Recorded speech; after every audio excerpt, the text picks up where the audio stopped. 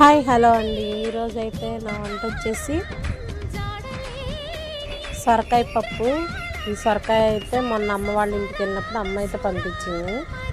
దాన్ని అయితే ముందుగా చెక్కు తీసుకొని ఉల్లిపాయలు, టమాటాలు, పచ్చిమిర్చి, సొరకాయ అన్నీ రెడీగా మనం ముక్కలు కోసుకొని పక్కన పెట్టేసుకోవాలి.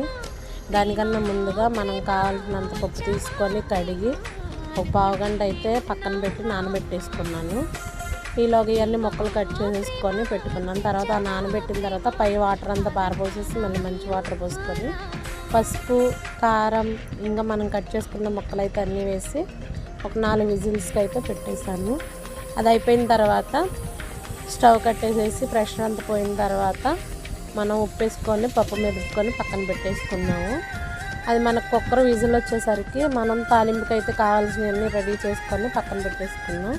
ఇప్పుడు అదైతే పప్పు మదిపేసుకొని పక్కన పెట్టుకొని పప్పు కూడా తాలింపు వేసుకున్నాను. తాలింపులో మనం ఏమైతే వేసేసుకుంటామో అన్నీ అయితే కట్ చేసుకున్నవి వేసేసాను.